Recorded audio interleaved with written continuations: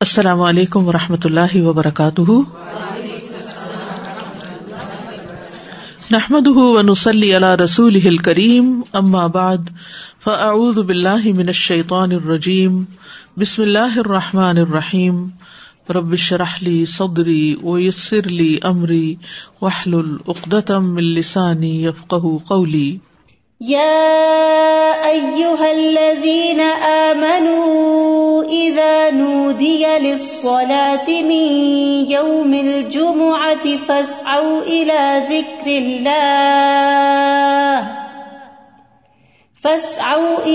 ذكر الله وذروا البيع ذلكم خير لكم إن كنتم تعلمون۔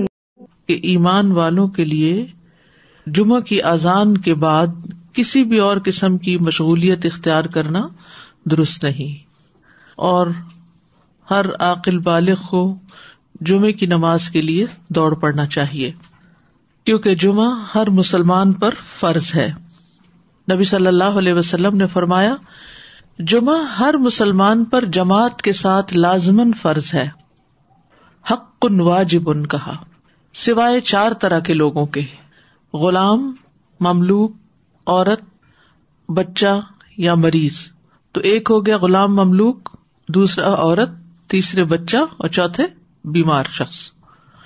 اسی طرح مسافر پر بھی جمعہ نہیں ہے، اور عورتیں گھر میں 4 رکعت نماز اپنی ظہر کی پڑھیں گی۔ گھر میں جمعہ نہیں ہوتا، جمعہ جمع ہو کر ہی ہوتا ہے، مسجد میں ہوتا ہے اور بڑی مسجد میں ہوتا ہے۔ عید کے دن جمعہ نہ پڑھنے کی رخصت ہے۔ ابو ہریرہ کہتے ہیں کہ رسول اللہ صلی اللہ علیہ وسلم نے فرمایا، تمہارے آج کے دن میں 2 عیدیں جمع ہو گئی ہیں، پس جو چاہے تو اس کے لیے یہ نماز عید جمعہ سے کافی ہوگی۔ جمعہ نہ بھی پڑھے تو ٹھیک ہے، عید کا پڑھنا لازم ہے، اور ہم تو جمعہ پڑھیں گے۔ یعنی آپ نے پسند کیا کہ جمعہ پڑھیں، لیکن جو نہ پڑھنا چاہے، ظہر پڑھنا چاہے تو وہ بھی ٹھیک ہے۔ وہب بن کیسان سے مروی ہے، انہوں نے بیان کیا کہ ابن زبیر رضی اللہ عنہما کے دور میں جمعہ اور عید اکٹھے ہو گئے تو انہوں نے عید کے لیے نکلنے میں دیر کر دی، حتیٰ کہ دن کافی اونچا ہو گیا۔ پھر وہ نکلے، خطبہ دیا اور بہت لمبا خطبہ دیا، پھر اترے اور عید کی نماز پڑھائی، اور اس دن لوگوں کو جمعہ نہیں پڑھایا۔ یہ بات ابن عباس سے ذکر کی گئی تو انہوں نے فرمایا انہوں نے سنت پر عمل کیا۔ یعنی کہ باقی حدیثوں میں بہت سی چیزیں مماثلت ہیں، جو ایک ایک چیز کسی اور حدیث میں الگ سے بھی ملتی ہے۔ جو شخص جمعہ کے دن غسل کرے، جس قدر ممکن ہو پاکیزگی حاصل کرے، اور اپنے تیل میں سے تیل لگائے یا اپنے گھر کی خوشبو میں سے خوشبو لگائے۔ پھر اسی طرح مسجد کی طرف جلدی نکلنا چاہیے، کیونکہ جب امام نکل آتا ہے تو پھر اس کے بعد فرشتے نام لکھنے بند کر دیتے ہیں۔ پھر کثرت سے درود پڑھنا۔ رسول اللہ صلی اللہ علیہ وسلم نے فرمایا، جمعے کے دن اور جمعے کی رات کو، یعنی رات سے ہی شروع ہو جائے۔ کل کسی نے سوال کیا تھا کہ جمعے کی رات کا کوئی خاص عمل کیا ہے، تو وہ درود شریف پڑھنا ہے۔ تو جمعے کی رات کو کثرت سے مجھ پر درود پڑھا کرو، پس جو آدمی مجھ پر 1 دفعہ درود بھیجے گا، اللہ اس پر 10 رحمتیں نازل کرے گا۔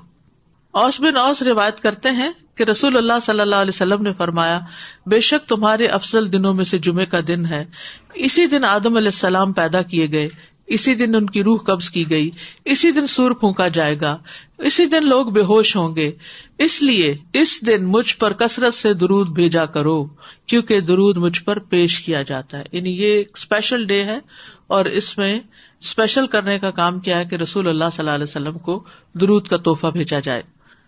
پھر سورۃ الکہف پڑھنا۔ نبی صلی اللہ علیہ وسلم نے فرمایا، جو جمعہ کے دن، رات کی بات نہیں، دن کی بات ہے، من قرأ سورۃ الکہف فی یوم الجمعۃ، تو اس کے لیے دوسرے جمعے تک نور روشن رہتا ہے۔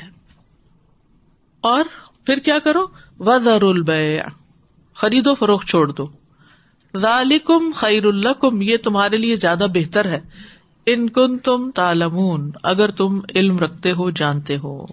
یعنی اللہ نے جمعے کی نماز کے وقت خرید و فروخت سے منع کر دیا، اور اس کو ان لوگوں پر حرام قرار دیا جن کو مخاطب کیا گیا کہ ان پہ جمعہ فرض ہے۔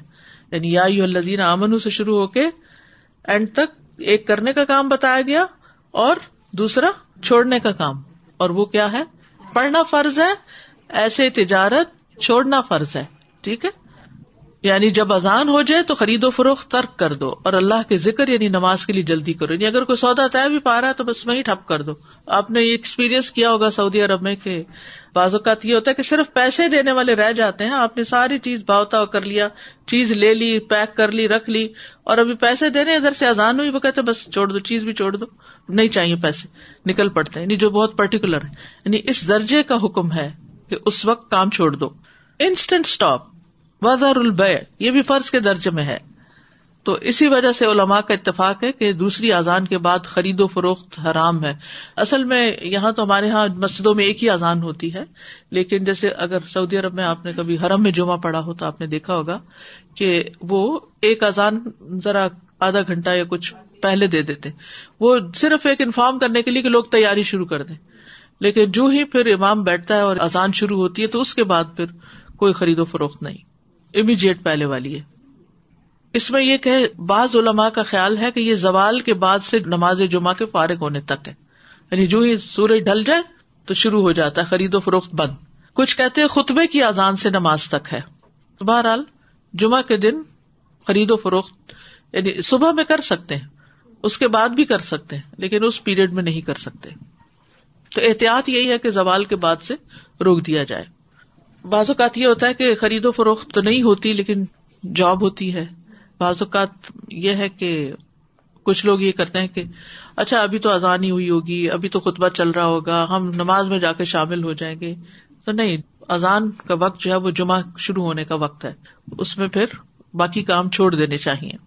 اللہ یہ کہ انسان پارک کر رہا ہے یا رش ہے یا راستے میں کوئی رکاوٹ آ گئی ہے, وہ الگ بات ہے.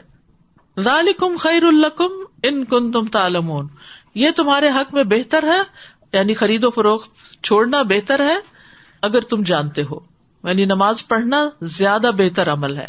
اور اس لیے کہ اگر تم نے وقت پہ نماز نہ پڑھی وہ تو فوت ہو جائے گی, لیکن اگر تم نے تجارت چھوڑ دی اس وقت تو وہ تو بعد میں بھی ہو سکتی ہے, اس کا کوئی وقت مقرر تو نہیں ہے, وہ تو کسی وقت بھی ہو سکتی ہے. ایک تو یہ استاذہ جی کہ سورۃ الکہف کے بھی جیسے آپ نے بتایا, تو سورۃ الکہف کے لیے بھی کیا کچھ وقت مقید ہے؟ کچھ لوگ اس کو کہتے ہیں کہ it has to be before عصر.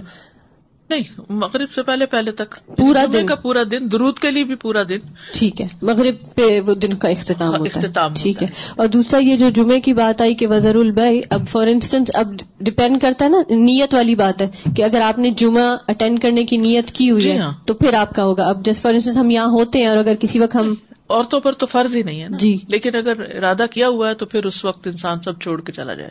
ٹھیک, جزاک اللہ خیر. ایک یہ سوال ہے کہ جب ہم فرائیڈے کی مارننگ اور نائٹ کہتے ہیں تو کیا وہ نائٹ جمعرات کی مغرب کے بعد شروع ہوتی ہے؟ جی صحیح. جی, دوسرا یہ ہے کہ اگر ہم آئے ہیں جمعے کی نماز کے لیے اور کسی وجہ سے ٹریفک میں پھنس گئے, خطبہ ہو گیا, تو اس کے بعد کیا ہم صرف 2 فرض ہی پڑھیں گے کہ پوری نماز پڑھیں گے؟ اچھا سوال ہے. اس پہ یہ ہے کہ بعض علماء کہتے ہیں کہ اگر کوئی دوسری رکعت کی رکوع میں شامل ہو گیا تو اس کا جمعہ ہو گیا. امام ابو حنیفہ کا قول یہ ہے کہ اگر اس نے سلام بھی پا لیا تو اس کا جمعہ ہو گیا, کیونکہ وہ بھی نماز کا حصہ ہے. حتیٰ کہ وہ یہ کہتے ہیں کہ اگر امام سجدہ سہو کر رہا ہے تو بھی جمعہ ہو جائے گا, یعنی پا لے گا. اگر کسی مجبوری کی وجہ سے کوئی سویا رہ گیا, کوئی کسی وجہ سے تاخیر ہو گئی تو جمعہ اس کو مل جائے گا. لیکن بہت سے علماء یہ کہتے ہیں کہ خطبہ بھی ضروری ہے کیونکہ یہ جمعے کا حصہ ہے, اور وہ یہ کہتے ہیں کہ اگر خطبہ نہیں اور جمعے میں شریک ہو گئے ہیں جیسے پہلی رکعت یا دوسری رکعت میں بھی, تو اس صورت میں پھر ظہر کی نماز یعنی امام جب سلام پھیر لے تو 2 رکعت پڑھنے کی بجائے 4 پوری کر لے. جزاک اللہ خیر. السلام علیکم. سورہ کہف کے بارے میں معلوم کرنا ہے. جیسے ہم پڑھتے ہیں, اب میرے بچے سے چھوٹے ہیں, میں ان کو عادت ڈالی ہے کافی سالوں سے, تو وہ صرف پہلی 10 آیتیں پڑھ لیتے ہیں. کہ ایسا کرنا صحیح ہے؟ پہلی 10 آیتوں کی فضیلت ہے, لیکن جمعے کے دن ساری پڑھنے کی ضرورت ہے. تو ایسا ایسا جو بڑے ہوتے جائیں اس کو بڑھاتے جائیں حتیٰ کہ پوری پہ آ جائیں. اچھا. نبی صلی اللہ علیہ وسلم نے سب سے پہلا جمعہ جو تھا وہ مسجد قباء میں قائم کیا تھا. اس کے بعد ہجرت سے پہلے جو جمعہ ہوا تھا مدینہ میں, وہ اسد بن زرارہ نے مدینہ سے 1 میل دور قائم کیا تھا. اسد بن زرارہ نے, یہ نبی صلی اللہ علیہ وسلم کی آمد سے پہلے. اسی لیے ایک صحابی تھے تو وہ جب نماز پڑھ چکتے تھے تو کہا کرتے تھے رحم اللہ ابو امامہ, اللہ ابو امامہ پہ رحم کرے. تو پوچھا کہ کون ہے وہ؟ تو کہا گیا کہ اسد بن زرارہ، کہ جنہوں نے سب سے پہلے مدینہ میں جمعہ قائم کیا تھا، یا مدینہ سے 1 میل دور. تو ذالکم خیر لکم ان کنتم تعلمون، یعنی کاروبار چھوڑ کر نماز کی طرف جلدی آنا یہ تمہارے حق میں زیادہ بہتر ہے اگر تم جانتے ہو. اہل ایمان کی صفت یہ بیان کی گئی ہے کہ جب ان کو اللہ کی طرف بلایا جاتا ہے، عبادت کی طرف بلایا جاتا ہے، تو پھر کوئی چیز انہیں مشغول نہیں کرتی اپنے اندر. سورۃ النور میں آتا ہے رجال لا تلہیہم تجارۃ ولا بیع عن ذکر اللہ واقام الصلاۃ وایتاء الزکاۃ یخافون یوما تتقلب فیہ القلوب والابصار. وہ مرد جنہیں اللہ کے ذکر سے اور نماز قائم کرنے اور زکوٰۃ دینے سے نہ کوئی تجارت غافل کرتی ہے نہ کوئی خرید و فروخت. تجارت اور بیع 2 الگ الگ لفظ استعمال ہوئے ہیں. وہ اس دن سے ڈرتے ہیں جس میں دل اور آنکھیں الٹ جائیں گی. تو جیسے ہی نماز کا وقت آئے فوراً سب کام چھوڑ کر جمعے کے لیے حاضر ہو جانا چاہیے. نہ صرف یہ کہ جمعے کے لیے، باقی نمازوں کے لیے بھی نبی صلی اللہ علیہ وسلم کا طریقہ یہی تھا. اسود سے مروی ہے، وہ کہتے ہیں میں نے عائشہ رضی اللہ عنہا سے پوچھا کہ نبی صلی اللہ علیہ وسلم اپنے گھر میں کیا کرتے تھے. انہوں نے کہا آپ اپنے گھر کے کام کاج یعنی گھر والوں کی خدمت میں ہوتے تھے. جب نماز کا وقت ہوتا تو سب کچھ چھوڑ کر مسجد چلے جاتے تھے، کام چھوڑ دیتے تھے. تو بات یہ ہے کہ انسان بیک وقت 2 تقاضوں کے بیچ میں ہوتا ہے، 2 چیزوں کے بیچ میں. ایک طرف اس کی دنیا ہوتی ہے، ایک طرف اس کا دین ہوتا ہے. بہت سے لوگ یا صرف دنیا کے ہو جاتے ہیں یا صرف دین کے ہو جاتے ہیں، جبکہ ان دونوں میں بیلنس قائم کرنا ضروری ہوتا ہے. اور یہ پرفیکٹ بیلنس سورۃ الجمعہ میں نظر آتا ہے کہ یہاں پر نماز کے لیے بلایا گیا، حاضر ہو جاؤ. اور پھر اگلی آیت میں فرمایا فَإِذَا قُضِيَتِ الصَّلَاةُ فَانتَشِرُوا فِي الْأَرْضِ.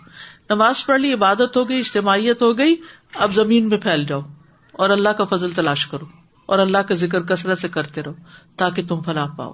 تو اس سے کیا پتہ چلتا ہے کہ دونوں چیزیں ضروری ہیں، دونوں ہی عبادت کی مختلف قسمیں ہیں. اس کے لیے تقسیم اوقات کی ضرورت ہے، ٹائم مینجمنٹ کی ضرورت ہے. کچھ وقت عبادت کے لیے اور کچھ وقت کام کاج کے لیے. جب اللہ سبحانہ وتعالیٰ اس سے عبادت کا تقاضا کرے تو وہ عبادت کے لیے دوڑ پڑے، اور جب اس کی ضروریات اس کو دنیا کی طرف بلائیں تو اپنے کام کاج اور معاش کی طرف دوڑ پڑے. اسی طرح جب دین کی خدمت کے لیے بلایا جائے، دین کے پڑھنے پڑھانے کا وقت ہو تو انسان اس کی طرف دوڑ پڑے. اور جب بچے اور شوہر اور گھر والے ہمارے محتاج ہوں کھانے پینے کے یا اور ضروریات پوری کرنے کے، تو ان ضروریات کو بھی عبادت سمجھ کر پورا کیا جائے.